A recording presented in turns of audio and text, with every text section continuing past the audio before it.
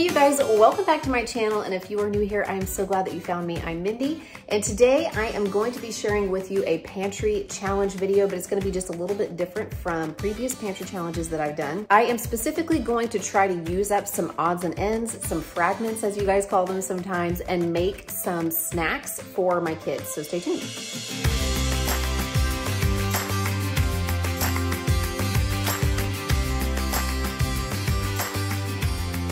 All right, you guys, pantry challenges are pretty popular on my channel. This is where I try to use the stuff I already have in my kitchen and delay going to the grocery store for a few days. And also make sure that we are doing the best job we can using stuff up before it goes bad, or using up open packages of things or half-used boxes of things, so on and so forth. Now, we are not perfect. I would never want anybody to think that we never have to throw any food away. It happens. Sometimes something gets pushed to the back of the refrigerator and we forget about it, or sometimes I try a new recipe and it's not just a big hit, or sometimes there's some produce items that just go bad before I get to them, but we try to minimize that as much as possible. So that's where these types of challenge videos come in, where I kind of take a look around the kitchen and see what I need to use up. And this helps us not only make sure we are being good stewards of the food that we have, but it actually saves us some money because it usually helps me delay going to the grocery store. Now, I had intended to film a pantry challenge this week and do dinner, snacks, breakfast, just whatever I could come up with. But as I was looking around, especially in my pantry, I figured that I could actually do two videos, one where I do maybe some more meal ideas and one that is specifically about snacks. My kids are back in school, but they are also very active. They go to swim practice. We have a baseball player, we have a gymnast, and they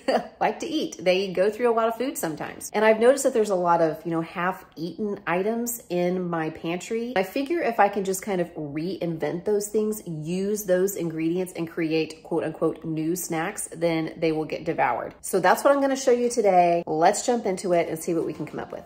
Really quickly before we jump into the recipes, I wanted to let you guys know that this really turned into more of a treats video instead of a snacks video. I had intended for it to be a snacks video, but sometimes whenever I'm filming a video, it just takes a different direction than the one I had initially planned. My kids do eat lots of healthy stuff as well. If you watch my videos, you know this. They eat fruits and vegetables, they eat cheese, they eat yogurt, they have lots of different great snack options. This turned into more of a video about how I turned a lot of things hanging out in our pantry into special treats that we had and that we also shared with friends and neighbors. When I make this kind of stuff, I will often take it to people to share as well. So hopefully this still gives you some good ideas about how you can reinvent some of the fragments that are hanging out in your pantry.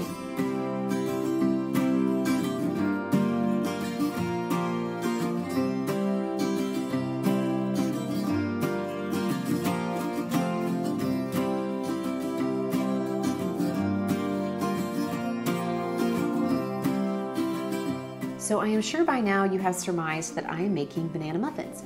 And I know that banana muffins or banana bread or banana cake are kind of the go-to ways for using upright bananas. And I really enjoy trying different kinds of recipes for those things because they are all over Pinterest. So today I decided to try a shortcut version where you use a cake mix as your base, and then you add 2 eggs, your bananas, and half a cup of oil, or I used butter because I realized after I had started mixing these that I was out of vegetable oil at that time.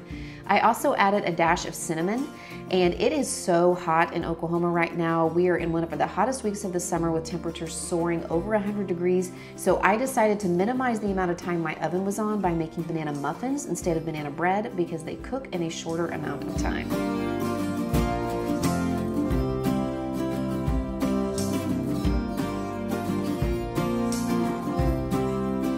Now, I don't know about you guys, but my kids seem to never quite fully finish a box of cereal. And I end up dumping the ends of various and sundry boxes of cereal into their own bin like this until it is almost completely full. So in here, I know that I've got some of the Life cereal or something like it, and something kind of like a Honey Bunches of Oats and maybe a few stray Cheerios or something. I'm going to take this and make some peanut butter cereal bars. And this is a super easy recipe because it calls for 6 cups of cereal, peanut butter, corn syrup, or what I grew up calling Karo syrup because that's the name brand, and sugar. And one of the reasons that it's so easy is because it's a 1:1:1 ratio. Corn syrup, 1 cup, and add 1 cup of sugar until it's dissolved, and then you take it off the heat and add 1 cup of peanut butter. You stir in your cereal, you press it into a pan, or you drop it in spoonfuls onto a baking sheet to make like little cookies, and there you have it. This is also the start or the first layer of another recipe I know of called Special K's. I think some people call them Scotcheroos, but those go a step step further and they create like a chocolate layer on top of that. And I'm not gonna go the extra mile where that's concerned. I might just sprinkle a few chocolate chips on top of them, but this is how I'm gonna use up this cereal on a little treat for us.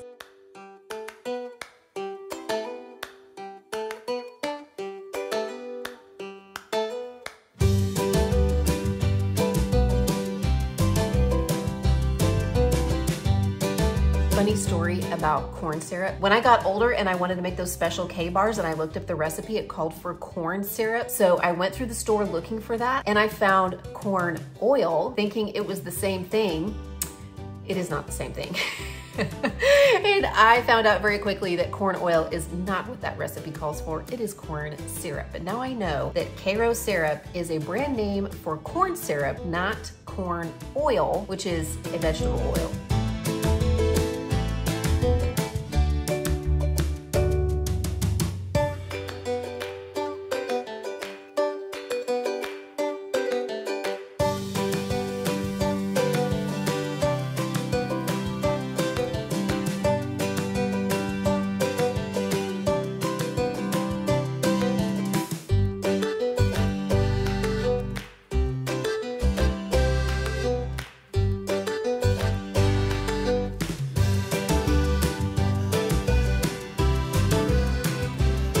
Out fantastic because not only was I able to use up most of that cereal, I also was able to use up this can of crunchy peanut butter that I've had in the pantry for a while because my family really prefers creamy.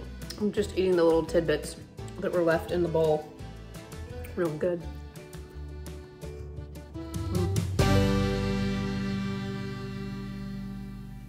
Okay, so some more random odds and ends hanging out in my pantry. This bag of sweet and salty trail mix, a few pretzels. I still have just a little bit of that cereal left. I found this recipe on a website called 2 Peas in Their Pod for a marshmallow popcorn. So I actually just air popped about 8 to 10 cups of popcorn in my handy dandy Hot Pop silicone popper. That is always linked in the description box if you're interested in that. I just got it on Amazon, super easy. And I pretty much always have popcorn kernels in my pantry because it's a really inexpensive snack. So I'm just going to dump the rest of my cereal that I had left over from the bars, this mix here, in with the popcorn, and then this handful of pretzels.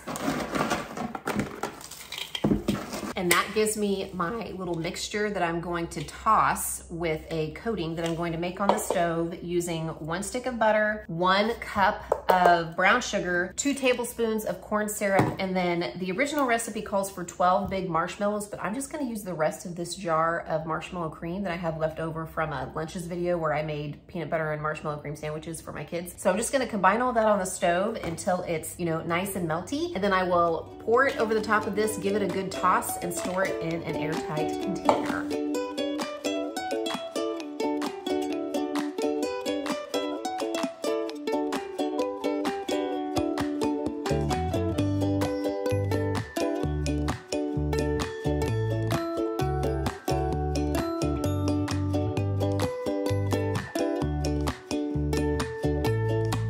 My dad used to buy marshmallow cream in a container like this and just like eat it with a spoon. I'll admit, I maybe have done that a few times. I might have used a spoon to get the very last of it out. I just love marshmallow cream. So I'm gonna do this just a little differently than the recipe calls for. And I've, changed the amounts and exactly what I'm using just to use up stuff, but I will leave that recipe linked in the description box below. I'm going to dump this into this brown paper sack, and then I'm gonna pour the sauce or the coating over the top and then shake it up really, really well. That's how I make Muddy Buddies or puppy chow.